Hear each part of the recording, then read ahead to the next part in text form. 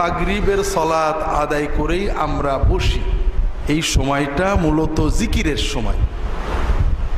সালাতুল মাগরিব, সালাতুল ফজর, সালাতুল আসর এবং ঘুমাতে যাওয়ার আগে এই 4 সময়ে রাসূলুল্লাহ সাল্লাল্লাহু আলাইহি ওয়াসাল্লাম বেশ কিছু জিকির শিখিয়েছেন। এগুলো আপনারা অনেকে জানেন, আবার কেউ কেউ জানেন না। এগুলো খুবই গুরুত্বপূর্ণ, এগুলোকে অবহেলা করবেন না। আর এগুলো শেখার জন্য আমরা আগে এক সময় নিয়মিত এই জিকিরগুলো আমরা প্রথমে পালন করতাম, পরবর্তীতে এগুলো করে আপনাদের কিছু সময় দেওয়া হয় যে আপনারা প্রত্যেকে পার্সোনালি করবেন। এটাই সুন্নত যে প্রত্যেকে পার্সোনালি করবেন। কিন্তু শেখার জন্য মাঝে মাঝে দু একটা জিকির অনুশীলন করা যায়। আল্লাহ রসুল সাল্লাল্লাহু আলাইহি ওয়াসাল্লাম 5 ওয়াক্ত সালাতে সালাম ফেরানোর পরে কি বলতেন?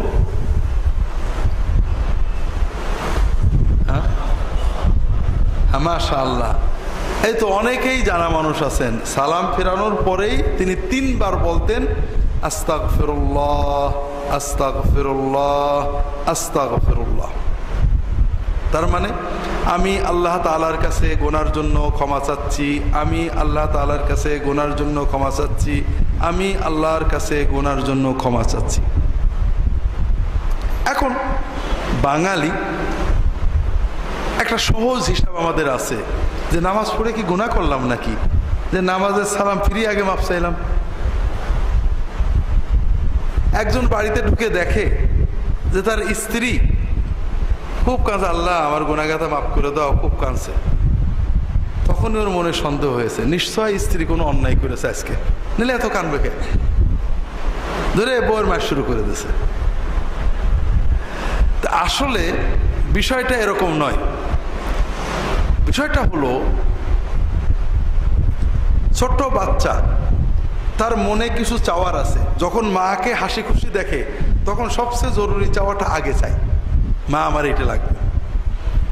আমরা যখন কোনো নেক আমল করি, বিশেষ করে সালাত আদায় করি, সালাতের ভিতরে আমরা যতটুকু আল্লাহর জিকির করি, প্রথমে যাই মনটা ছটফট থাক, শেষ দিকে এসে কিছুটা আল্লাহর কথা মনে এসে যায়। এই যে এত সুন্দর আমল আল্লাহকে খুশি করার জন্য করলাম, সালাম যখন ফেরাই তখন আল্লাহ আমাদের দোয়া শোনার জন্য প্রস্তুত থাকেন যে বান্দা কি চাও দিয়ে দেব। আর আমি কি চাবো? সবচেয়ে আগে আমার কি চাওয়া আছে? আমার সবচেয়ে আগের চাওয়া হলো মাফ চাওয়া, যে আল্লাহ আজীবন অনেক গুনাহ করেছি, আল্লাহ আমাকে মাফ করে দাও। আমাদের আল্লাহর কাছে অনেক কিছু চাওয়া আছে, ক্ষমা, রহমত, দয়া, টাকা পয়সা, অনেক জিনিস আমাদের আল্লাহ তাআলার কাছে চাওয়ার আছে। কিন্তু আসল হলো মাপ। যেমন মা রাগ করে আছে, মার মনটা যখন ভালো হয়ে যায় বাকিগুলো সব সহজ। আল্লাহ যখন বান্দার গুনাহ মাফ করে দেয়, বাকি রহমত, বরকত, উন্নতি যা আছে ওটা অটোমেটিক এসে যায়। কারণ আল্লাহ এবং বান্দার মাঝখানে বাধা হয়ে দাঁড়ায় আমাদের গুনাহগুলো। যখন আল্লাহ গুনাহগুলো মাফ করে দিলেন তখন তো বাকি আর কোনো বাধা থাকলো না। এই জন্য মুমিনের কাজ হলো, আমি নামাজটা পড়েছি, নামাজের ভিতরেও আমি মাফ চাইছি, আল্লাহুম্মা ইন্নী যালামতু নাফসি যুলমান কাসীরান, মাফ চাইছি। সালাম ফিরিয়ে এখন প্রথম কথা, আল্লাহ আর কিছু দাও না দাও, এই নামাজের উসিলায় আমার সব গুনাহ মাফ করে দাও। আর গুনাহ মাফ করা মানে সব এসে গেল, বাকিগুলো অটোমেটিক এসে যাবে। এজন্য রাসূলুল্লাহ সাল্লাল্লাহু আলাইহি ওয়াসাল্লাম নামাজের সালাম ফেরানোর পরে প্রথম যে কথাটা বলতেন 3 বার আস্তাগফিরুল্লাহ বলতেন। এরপরে বিভিন্ন হাদিস থেকে জানা যায় রাসূলুল্লাহ সাল্লাল্লাহু আলাইহি ওয়াসাল্লাম সালাতের সালাম ফেরানোর পরে কি বলতেন? আল্লাহুম্মা আনতাস সালাম ওয়া মিনকাস সালাম তাবারাকতা ইয়া যাল জালালি ওয়াল ইকরাম। এইটা বলা 3 বার আস্তাগফিরুল্লাহ, আল্লাহুম্মা আনতাস সালাম প্রত্যেকেরই সুন্নত। নামাজের সালাম ফিরালে আমরা প্রত্যেকেই মুখে উচ্চারণ করে মৃদু শব্দে বা মনে মনে এটা বলবো প্রত্যেক সালাতেই, শুধু মাগরিব নয়, 5 ওয়াক্ত সালাতের পরে নারী পুরুষ সবাই প্রথমেই 3 বার আস্তাগফিরুল্লাহ বলবো, এরপরে আল্লাহুম্মা আনতাস সালাম ওয়া মিনকাস সালাম তাবারাকতা ইয়া যাল জালালি ওয়াল ইকরাম, এইটা বলবো। এরপরে রাসূলুল্লাহ সাল্লাল্লাহু আলাইহি ওয়াসাল্লাম অনেক দোয়া জিকির আমাদের শিখিয়েছেন। তার ভিতরে আল্লাহ তাআলার তাসবিহ সুবহানাল্লাহ 33 বার, আলহামদুলিল্লাহ 33 বার, আল্লাহু আকবার 33 বার অথবা 34 বার। আল্লাহু আকবার 33 বার বললে সর্বশেষ লা ইলাহা ইল্লাল্লাহু ওয়াহদাহু লা শারীকা লাহু লাহুল মুলকু ওয়া লাহুল হামদু ওয়া হুয়া আলা কুল্লি শাইইন দিয়ে আলা কুল্লি শাইইন কাদির এই বাক্য দিয়ে আমরা 100 পুরিয়ে দেব, অথবা 33 বার সুবহানাল্লাহ, 33 বার আলহামদুলিল্লাহ, 34 বার আল্লাহু আকবার পড়ব। এটাও প্রত্যেক নামাজের পরে আমরা পড়ব। এরপরে আপনি আগে পিছে করতে পারেন, প্রত্যেক সালাতের পরে আয়াতুল কুরসি পড়া। রাসূলুল্লাহ সাল্লাল্লাহু আলাইহি ওয়াসাল্লাম বলছেন, মান ক্বারা আয়াতুল কুরসি দুবুরা কুল্লি সালাতিন মাকতুবা লাম ইয়ামনাহু মিন দুখুলিল জান্নাতি ইল্লাল মাউত আও কামা ক্বাল সাল্লাল্লাহু আলাইহি ওয়াসাল্লাম। যদি কেউ 5 ওয়াক্ত সালাতের সালাম ফিরানোর পরে আয়াতুল কুরসি পড়ে, তাহলে তার জান্নাতে যাওয়ার পথে মৃত্যু ছাড়া আর কোনো বাধা থাকবে না। যাদের আয়াতুল কুরসি জানা আছে তারা পড়বেন। এরপরে আরো অনেক দোয়া, কুল হুয়াল্লাহু আহাদ, কুল আউযু বিরাব্বিল ফালাক, কুল আউযু বিরাব্বিন নাস, এই 3টে সূরা জোহরে, আসরে, ইশায় 3 সালাতের পরে একবার করে পড়তে হয়। আর ফজরে, মাগরিবে এবং ঘুমাতে যাওয়ার আগে বিছানায় শুয়ে ওযু থাক বা না থাক 3 বার করে পড়তে হয়। তাহলে মাগরিবের পরে আমরা এই সূরা কয়বার পড়ব? 3 বার। কুল আল্লাহ 3 বার, কুল আউযু বিল ফালাক 3 বার, কুল আউযু বিরাব্বিন নাস 3 বার, অথবা 3টে সূরা পড়লেন, আবার 3টে পড়লেন, আবার 3টে পড়লেন, যেভাবেই পড়েন সমস্যা নেই। এগুলো আমাদের জানা। এর বাইরে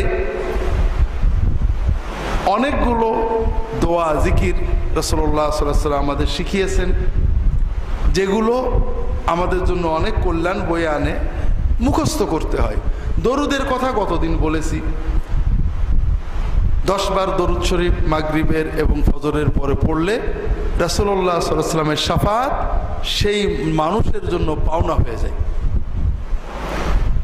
আর একটা দোয়া আপনাদের বলেছিলাম, বিসমিল্লাহিল্লাযী লা ইয়াদুররু মা ইসমিহি শাইউন ফিল আরদি ওয়ালা ফিস সামাই ওয়া হুয়াস সামিউল আলিম। সকালে 3 বার, সন্ধ্যায় 3 বার পড়লে ওই দিনে কোনো আসমানি জমিনি বালা ওই মানুষটাকে স্পর্শ করবে না।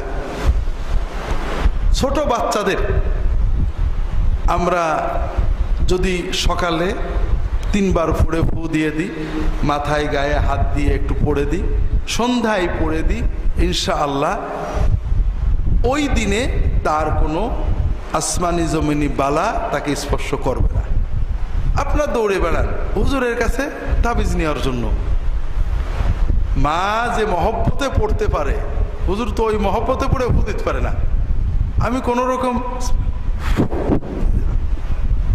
আর মা কত মহব্বতের সাথে পড়ে, আল্লাহ তো কালবের হালত দেখে যে কতখানি মহব্বত দিয়ে পড়ছে। এই যে মা যখন এই দোয়াটা পড়ে বাচ্চাকে ফু দেবে, এর যে তাসির হবে, আমার দোয়ায় অত তাসির হওয়ার কথা না। এরপরে সকালে এবং সন্ধ্যায় হেফাজতের 2টো দোয়া আছে। একটা হলো নিজেরা পড়বেন, বাচ্চাদেরকে পড়ে ফু দেবেন বা মাথায় গায়ে হাত রেখে পড়বেন।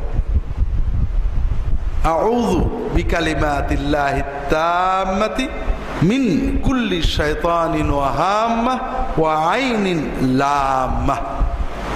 এর মানে হলো, আল্লাহ আমি আপনার আশ্রয় চাচ্ছি, আপনার কালিমাতিল্লাহি তাম্মা, আল্লাহ তাআলার পরিপূর্ণ কালামের কালেমার আশ্রয় নিচ্ছি, যেন